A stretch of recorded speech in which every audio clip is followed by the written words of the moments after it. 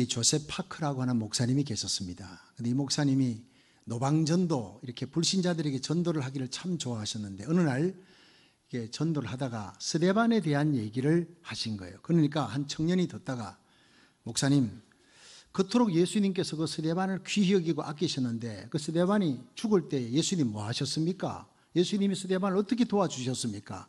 이렇게 항의를 했어요. 그때 이 조셉 파크 목사님이 아주 훌륭한 대답을 했습니다. 주님께서는 스데반아, 나를 닮아라. 죽어도 나처럼 죽어야 된다. 그렇게 얘기하셨습니다.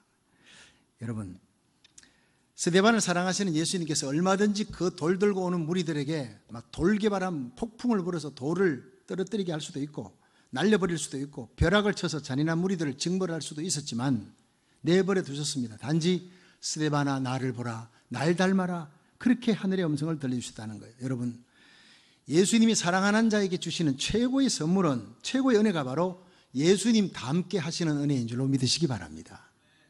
마지막 순간까지, 죽는 순간까지 예수님을 닮아 예수님처럼 죽게 하시는 거예요. 그게 우리 성도들의 최고의 복입니다.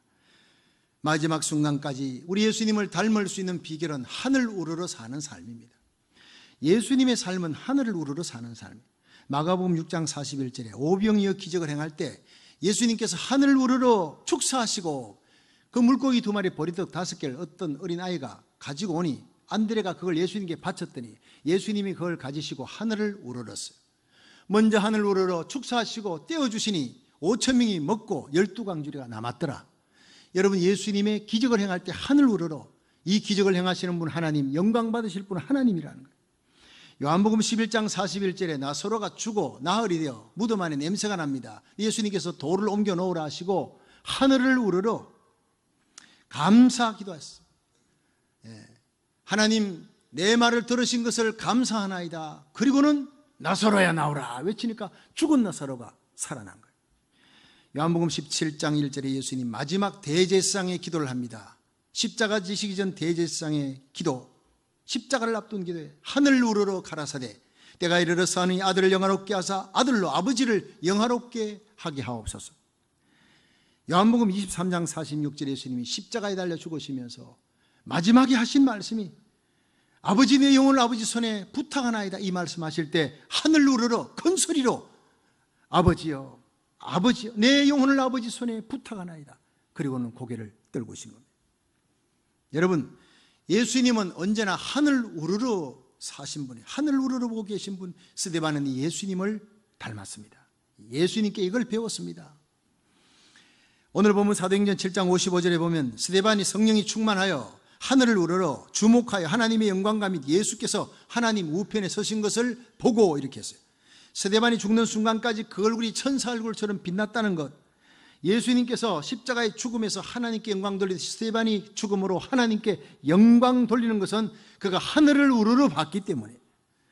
스데반이 순교하는 그 자리에 사울이라는 청년이 있었는데 그 청년은 스데반이 그렇게 돌 맞아 죽는 것을 마땅히 옳다고 여기고 그 거짓 정인들의 모든 옷을 맡은 거예요. 그런데 이 스데반이 죽는 모습을 가장 가까이서 숨결까지도 느끼며 그 한마디 한마디를 지켜보았던 사울이 변화됩니다. 바울로 변화됩니다.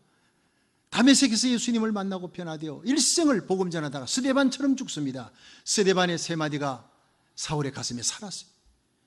그것이 사랑의 불꽃이 되어 스데반처럼 살다가 나도 죽어야지, 그것이 바울의 소원. 여러분, 예수님이 돌아가실 때 마지막 했던 그 말씀이 스데반의 유언이 되고 스데반의 유언이 바울의 유언이 됩니다. 바울의 가슴에 평생 살아 바울로 하여금 신앙의 영웅이 되겠던 이 스데반의 세 마디, 하늘 우러러 사는 자에게 나타난 그 하나님의 영광이 여러분의 가슴에 새겨져서 여러분도 예수님처럼 스데반처럼 바울처럼 살아갈 수 있기를 주의 이름으로 축원합니다. 첫째로, 이 스데반 집사는 하늘 우러러 끝까지 믿음을 지킨 사람이에요. 사도행전 7장 54절에서 56절 읽습니다. 시작. 저희가 이 말을 듣고 마음에 찔려 저를 향하여 이를 갈거늘 스데반이 성령이 충만하여 하늘을 우러러 주목하여 하나님의 영광과 및 예수께서 하나님 우편에 서신 것을 보고 말하되 보라, 하늘이 열리고 인자가 하나님 우편에 서신 것을 보노라. 아멘. 여러분, 믿음은 절망적인 상황 속에서 하나님을 바라보고 내 인생의 주인이 있다는 것을 아는 거예요. 히브리서 12장 3절에 믿음의 주에 온전케 하시는 예수를 바라보자.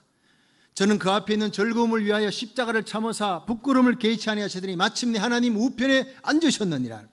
여러분, 예수님과 함께 십자가 져야 예수님과 함께 부활의 영광에 들어가는 거예요.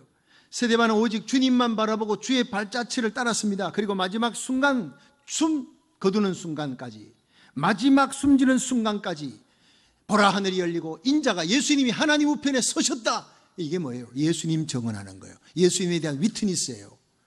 여러분, 돌을 들고 죽이려 하던 그 사람들은 사내들인 공회는 예수님을 십자가에 못 박은 장본인들입니다. 그렇게 죽었고 끝났다 그러는데 스데반은 그 예수님이 살았다. 지금 하나님의 우편에 그 예수님이 서 있다. 여러분, 사내들인 공회원들이 얼마나 분노했겠습니까? 그 대적자들 앞에 마지막 숨지면서도 예수님은 살아계시고 너희들이 죽인 예수를 하나님이 살리셨고 지금 하나님의 우편에 그는 하늘과 땅의 모든 권세를 쥐고 계신 분으로 우뚝 서 있는 인생의 주인이시다. 이걸 외치면서 죽는 거예요. 끝까지 믿음을 지키는 삶이 이런 삶인 줄로 믿으시길 바랍니다. 이게 사명입니다. 마지막 죽는 순간까지 복음, 예수님 전하는 사명. 훗날 사도 바울은 이 스데반 집사의 말을 듣고 나의 달려갈 길과 주 예수께 받은 사명, 하나님의 은혜의 복음을 전가하는 일을 마치려 하면 내 생명을 조금도 아까운 것으로 여기지 않겠노라. 그렇게 고백하면서 순교자의 길을 갑니다. 스데반처럼 하늘이 열리고 인자가 하나님 우편에 서신 것을 보는 자, 그 믿음의 영안이 열린 자는 내가 서 있는 현재의 상황이 아무리 암울하고 고단하고 힘들고 어려워도 그곳이 하나님이 내게 주신 사명의 자리, 영광의 자리라는 것을 알고 끝까지 십자가 지고 찬송하며 그 자리를 지키게 되는 것입니다.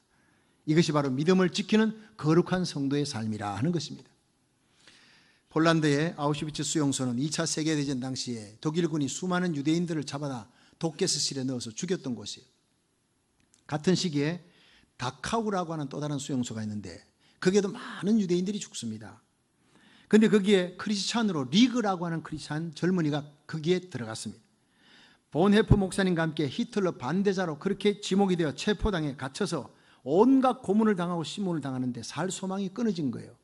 이제 이러다가 나는 이렇게 죽는구나. 그렇게 체념하며 살아가는데 어느 날 자기 부인으로부터 짧은 편지 한 토막을 받게 됩니다. 그 편지는 사도행전 4장 29절이 적혀 있어요. 주여, 이제도 저희의 위협함을 하감하옵시고 종들로 하여금 담대히 하나님의 말씀을 전하게 하옵소서. 여러분, 이게 뭡니까? 사도들이 붙잡혀가서 사내들인 공회에 매질 당하고 채찍 맞고 예수 전하지 말라 그래요. 그들이 내가 하나님 앞에 너희 말 듣는 것이 옳으냐, 하나님 말씀 듣는 것이 옳으냐, 나가서 성도들 모아놓고 주여 이렇게 복음 전하다가 채찍 맞았습니다. 위협이 있습니다. 그럼에도 불구하고 종들로 하여금 담대히 복음을 전하게 하여 주옵소서. 이게 아내가 준 편지예요. 그 성경 귀절이 지금 내가 처한 이 상황이 얼마나 참담하고 얼마나 절망적인데 여기에서 이 성경 귀절이 내게 무슨 의미가 있느냐 꾸겨가지고 쓰레기통에 버린 거예요. 며칠 후에 다시 신문당하기 위해 복도를 걸어갑니다. 가는데 어떤 죄수가 지나가다가 자기 손에 뭘 하나 쥐어줬어요. 보니 성냥갑이 하나 쥐어줬는데 이걸 열어보니까 그 성냥갑 안에 종이 쪽지가 있더라는 거예요. 그걸 펴보니 사도행전 4장 29절에 며칠 전에 자기 아내가 준 거하고 똑같은 귀절이에요. 너무 놀란 거예요. 이건 우연이라도 이럴 수가 없다. 나중에 알고 보니 그 죄수가 목사님이었어요. 하필 이 귀절을 내한테 그 많은 귀절 중에 이 지독한 지옥 같은 다카우 수용소에도 하나님은 살아계시는구나. 이것이 바로 나의 사명지구나. 주여 종들의 위협함을 하감하옵시고 내가 날마다 이렇게 고문받고 채찍질 당하는 것 주님 알고 계신 그럼에도 불구하고 복음을 담대히 전하게 하옵소서. 그렇다. 그리고는 두 가지 결정합니다. 첫째, 나는 어떤 자리에서든지 당당하게 살다 갈 것이다. 둘째, 누구에서든지 내가 이 어려운 환경 속에 다카우 수용소에 누구를 만나든지 복음을 전해야 되겠다. 이런 결단을 하고 자기를 신문하는 고문하는 독일군 병사에게 그는 죽을 작정하고 복음을 전합니다. 예수님을 전합니다. 만나는 사람에게마다 전합니다. 전쟁이 끝났는데 이 다카우 수용소에서 많은 사람이 다 살아서 나간 사람들이 있는데 리그는 전쟁이 끝난 후에도 자원에서 거기 안내자로 많은 사람들이 이제 관광으로 갑니다. 폴란드 아우슈비츠 수용소에 저도 거기에 관광으로 가봤어요. 가스실도 들어가 보고 다 했는데 그렇게 다카오 수용소에서도 관광객들이 많이 오는데 그 관광객을 안내하는 가이드가 되어서 거기에서 살면서 그 사람들에게 여기서 얼마나 많은 유대인이 죽었는지, 얼마나 절망적인 장소였는지, 그럼에도 불구하고 하나님이 내게 사도행전 4장 29절을 주어 이 장소가 나에게 복음 전하는 사명의 장이 되었다, 막 불꽃을 튀기는 메시지를 전하는, 관광객들이 은혜를 받게 만드는 거예요. 여러분, 이 엄청난 기적이 어떻게 가능했을까요? 한 가지 사실 때문에, 그는 이 최악의 상황 속에서도 하나님이 내게 주신 사명을 깨달았기 때문인 줄로 믿으시기 바랍니다. 주님께서 나를 여기에 두셨다, 이곳에서도 예수님의 복음을 전할 수 있다, 하나님의 사랑을 말하도록, 복음 전하도록 나를 살려 이 자리에 인도해 주신 분, 살아계신 하나님이다, 그걸 깨달은 거예요. 이 사명을 발견하자 그 고통의 장소, 지옥의 다카오 수용소가 하나님의 일을 위해 하나님이 내게 허락하신 영광스러운 사명의 장소다, 그걸 발견한 거예요. 그리고 위대한 기적이 일어나고 부흥이 일어났습니다. 여러분, 오늘 여러분이 처한 그 자리, 그 장소, 여러분이 지금 만나고 있는 그 사람들, 그 환경, 그냥 던져진 게 아닙니다. 우연이 아닙니다. 우리 주님, 여러분의 주인 되시는 주님께서 여러분을 그 자리에 갖다 넣으시고 세워주시고 그 사람들 만나게 해주신 겁니다. 사명이 있어 그곳에 여러분을 서 있게 하신 거라는 것입니다. 그러므로 피하지 말라는 것입니다. 십자가 던져놓지 말라는 거예요. 다시 짊어지라는 것입니다. 힘들다고 피하지 마시고 스데반처럼 하늘을 바라보세요. 주님 바라보세요. 십자가 진 후에 영광의 자리에 오르신 주님을 바라보세요. 이것이 바로 믿음입니다. 내가 지금 선 자리에서 사명의 십자가 지고 복음을 전가하여 교회에 세워나간다면 여러분이 선교사로 나가지 않더라도 여러분의 삶의 자리가 바로 선교지인 줄로 믿으시기 바랍니다. 그곳에서 여러분이 하나님에게 주신 사명을 감당하고 여러분 주위에 있는 사람에게 복음을 전한다면 가장 가치 있는 인생, 가장 행복한 인생, 가장 영광스러운 인생이 되어 그 영광의 길을 걸어가는 우리 주님 앞에 승리로운 신자로 서게 될 줄로 믿으시길 바랍니다. 두 번째, 스데반 집사는 하늘 우러러 끝까지 사랑했습니다. 우리 함께 사도행전 7장 60절 읽습니다. 시작. 무릎을 꿇고 크게 불러 가로되 주여 이 죄를 저들에게 돌리지 마옵소서, 이 말을 하고 자니라. 아멘. 이 스데반 집사의 아름다운 향기는 마지막 숨질 때 사랑을 토해놓는 거예요. 그 사람, 마지막에 그 사람의 머문 자리, 그 사람의 마지막 말이 그 사람의 향기입니다. 아름다운 사람은 머문 자리도 아름답다라는 말이 있잖아요. 엘리베이터를 탔는데 거기에 비린내가 납니다. 생선 비린내가, 아무도 없는데 누군가 앞에 생선을 들고 탔기 때문에 그 앞에 다음에 또 엘리베이터 탔는데 이게 꽃향기가 쫙 그냥 가득한 거예요. 누군가 그 앞에 사람이 꽃을 들고 탔기 때문에. 여러분, 여러분이 머문 자리에 생선 비린내가 납니까? 아니면 꽃향기가 납니까? 우리는 그리스도의 향기요, 그리스도의 살아있는 편지라 그랬어요. 스데반은 향기로운 신자로 살았고 마지막 죽을 때도 사랑을 토하는 향기로운 그리스도인으로 살았습니다. 스데반의 얼굴이 천사 얼굴처럼 빛났다고 했습니다. 왜냐? 예수 충만하니까. 하늘이 열리고 하나님 우편에 예수님이 서 있는 것을 봅니다. 그 예수님으로 충만하니까, 그 마음에 사랑이 충만하니까 그 얼굴이 천사 얼굴처럼 빛나는 거예요. 염려, 걱정, 근심이 있는 사람이 빛날 리가 없습니다. 마음속에 정오와 미움이 있는 사람 얼굴이 일그러져 있지요. 얼굴이 검지요. 빛날 리가 없지요. 여러분, 우리 마음속에 예수님을 모시면 은혜 충만, 평안 충만, 사랑 충만이면 얼굴이 스데반처럼 빛나게 될 줄로 믿으시기 바랍니다. 따라합시다. 예수 충만은 사랑 충만입니다. 한국 교회사에 74개의 교회를 세운 최권능 목사님인데 이분이 원래 이름이 최봉석이에요. 그런데 노회에서 하도 교회를 많이 짓고 전도 많이 한다고 최권능이라 붙였는데 이분이 신사참배 반대하다 유치장에 갇혀서 일본 순사가 얼마나 그냥 고문을 하는지 몰라요. 그런데 때릴 때마다 예수 천당 소리치는 거예요. 그러니 일본 그 고등계 형사 가운데 한 사람이 목사님, 나도요 조선 사람이에요. 내 조선 사람이 이 형사가 돼서 어쩔 수 없이 먹고 살라니까 지금 목사님을 지금 고문하는데 나 너무 괴로워요. 목사님 죄 없다는 것도 알고 한데 목사님, 내가 때릴 때 살살 때릴 테니까 죽겠다, 나 죽겠다라고 고함을 크게 지르면 그러면 내가 살살 더 살살 때릴 수 있습니다. 그런데 목사님이 때릴 때마다 예수 천다 외치니까 상관이 아직도 덜 맞아서 그래, 더 세게 패 이러니까 내가 지금 막 너무 괴롭습니다. 목사님, 내가 때릴 때 엄살이라도 나 죽겠다 고함을 좀 질러주세요 했더니 이 최봉성 목사님이 기가 막힌 얘기를 했습니다.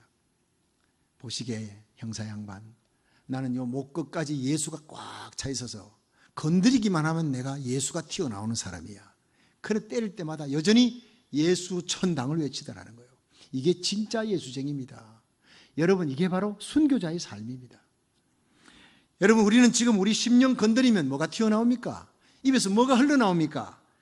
여러분, 사랑과 감사가 흘러나옵니까? 아니면 마음의 염려와 원망과 다툼이 나옵니까? 지금 여러분의 삶에서 나의 가장 가까운 사람들에게, 나의 자녀들에게 보여지는 모습이 바로 여러분의 모습이라는 걸 알아야 합니다. 우리 그리스도인들은 믿는 자나 믿지 않는 자들에게 그리스도의 향기가 되어야 될 줄로 믿으시기 바랍니다.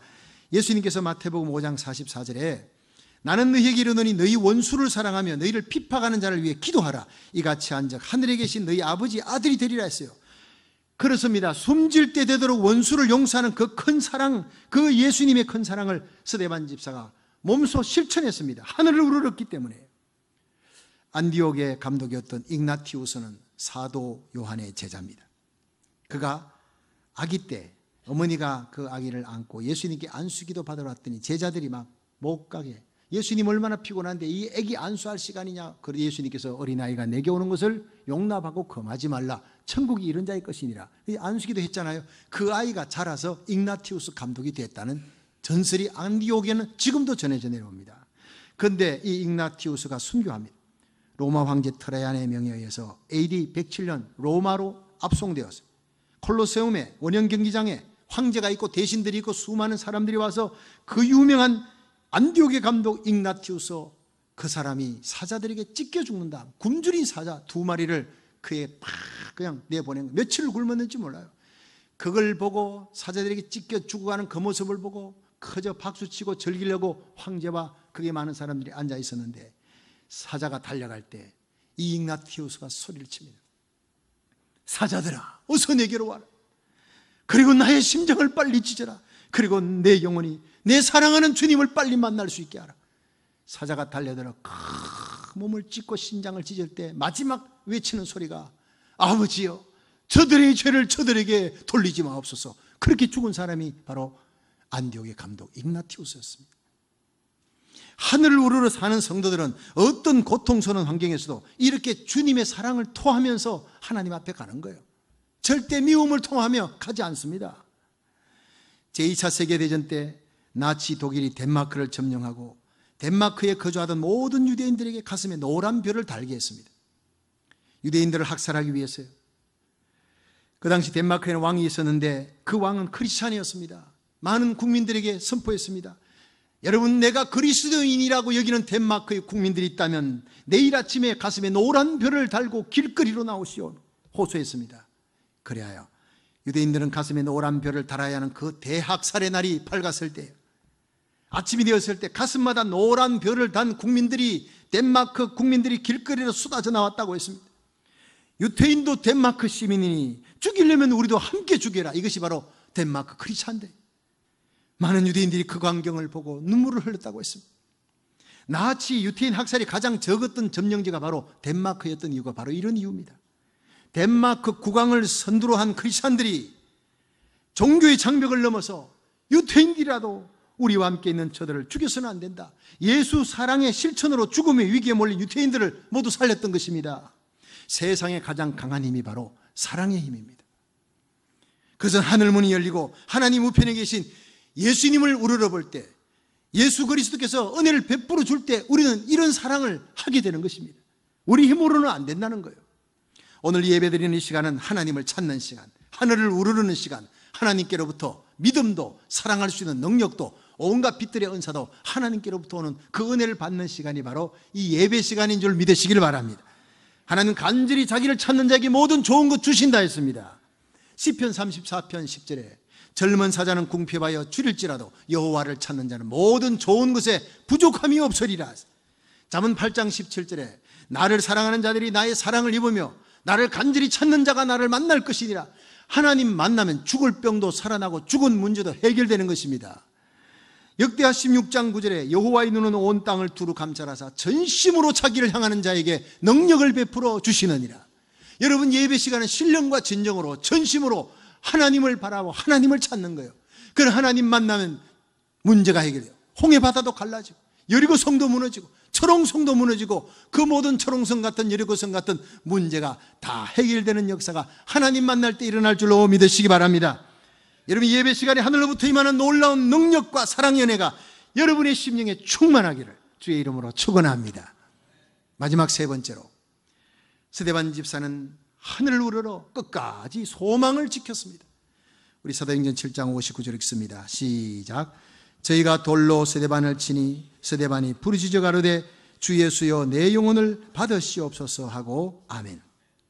여러분, 이 기도는 구원을 바라는 기도가 아닙니다. 나 살려달라, 하나님 젊은 날 나 살려주면 열심히 주의 일하겠습니다, 이런 기도가 아니에요.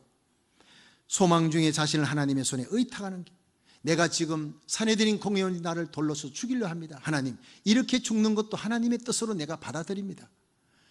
그런데 나의 죽음이 헛되지 않도록 나를 여기까지 인도하신 하나님, 나의 모든 생사화복을 주관하신 하나님, 이렇게 죽는 것도 하나님의 영광이 드러나도록 하나님의 절대 주권을 믿고 내가 이 시간 하나님께 감사합니다, 내 영혼을 받으시옵소서.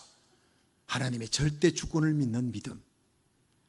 마태복음 10장 29절에 보면 참새 2마리가 한 아사리온에 팔리는 것이 아니냐, 그러나 너희 아버지께서 허락지 아니하시면 그 하나라도 땅에 떨어지지 아니하리라. 너희에게는 머리털까지 다 세심바 되었나니 두려워 말라. 너희는 많은 참새보다 귀하니라. 여러분, 하늘에 떨어지는 참새 한 마리도 하나님 허락 없이 안 떨어지고, 여러분 머리털까지 몇 개가 빠지고 몇 개가 나는지 하나님 다 아시고 내일 일 다 아시고 계십니다. 내 생에 일어나는 순간순간 모든 사건에 하나님의 손길이 개입한다는 것을 믿으시면 아멘 하세요. 그러면 하나님이 내 인생의 주권자라는 거예요. 그 나의 주인이라는 거예요. 하나님이 나를 인도하십니다. 그걸 믿는 순간 내 마음속에 염려 근심 다 사라집니다. 닥쳐지는 모든 사건, 내가 만나는 모든 사람들은 하나님이 내게 붙여준 사건, 붙여준 하나님이 개입하는 그런 어떤 사건이에요. 그런 사람들이에요. 내가 미워할 일이 없어요. 그걸 믿는 순간 바울은 빌립보 감옥에 들어가서 억울하게 매맞고 재판도 하지 않고 그냥 두들겨 맞고 감옥에 들어갔어요. 그날 밤에 찬송합니다. 왜 찬송합니까?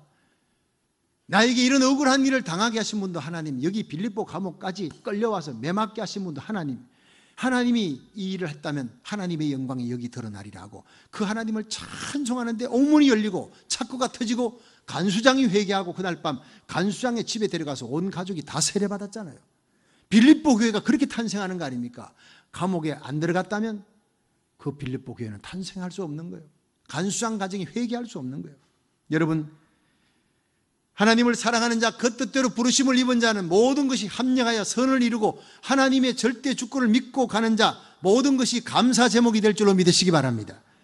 스데반이 돌에 맞아 죽는 순간에도 감사합니다, 하나님 내 영혼을 아버지 손에 맡기나이다, 내 영혼을 받으시옵소서. 그 얼굴이 천사 얼굴처럼 되어 빛날 수 있었던 것, 마지막 숨질 때까지 소망을 하나님께 두었기 때문이에요. 한국이 6.25 전쟁이 일어났을 때 9.28 서울 수복이 됐습니다. 서울이 다시 국군이 이제 진격해서 공산군이 이북으로 막 쫓겨갈 때 숨어서 살았던 사람들이, 아마 그 당시에 장로님이 구들장 밑에 들어가서 막 밥도 넣어주는 거 먹고, 그리고는 그 안에서 구들장 안에서 국군이 들어올 때까지 촛불 켜놓고 성경을 일독했다는 그런 장로님 얘기도 있고 그러잖아요. 그때 장로님, 권사님, 성도들 다 뛰어나왔어요. 국군 만세 만세 그러고.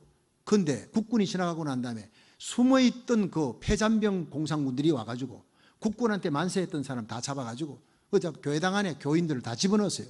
주로 교인들이 그래서 교인들 다 집어넣고 밖에서 못질하고 불을 질러버렸어요. 그런데 불을 질러 막 그냥 화염에 타서 죽는데 교인들이 죽을 때 두 가지 부류가 되더라는 거예요. 첫째 부류는 창가에 가서 막 창문을 열려고 살려달라고 그러다가 다 죽는 사람. 또 한 부류는 십자가 제단 앞에 가서 거기서 무릎 꿇고 찬양을 부르다가 하늘나라 가는 사람. 목사님 가족은 십자가 밑에 가서 제단 밑에 찬양하다가 주여 이 몸을 주의 제단에 바치나이다, 제물로 바치나이다, 그렇게 갔습니다. 여러분, 똑같이 교회당에 죽으면서도 그 자세가 달랐다는 거예요. 소망이 다르기 때문에. 스데반 같은 성도는 죽으면서도 하늘을 우러러 보았기에 주 예수여 내 영혼을 받으시옵소서 하고 모든 것을 하나님의 손에 맡기며 평안히 숨을 거두며 하나님의 영광을 드러내며 갔습니다. 여러분, 우리들의 삶 속에 어떤 고난이 닥쳐 그토록 고통스럽고 절망스러운 상황에서도 보라, 하늘이 열리고 인자가 하나님 우편에 서신 것을 보는도다. 아버지여, 내 영혼을 아버지 손에 맡기나이다. 그렇게 외친 스데반처럼 하늘로 우러러 숨질 때까지 믿음을 지키고 마지막 순간까지 하나님의 사랑을 토하며 소망 중에 찬송하며 가는 신앙의 승리자가 될 수 있기를 주의 이름으로 축원합니다.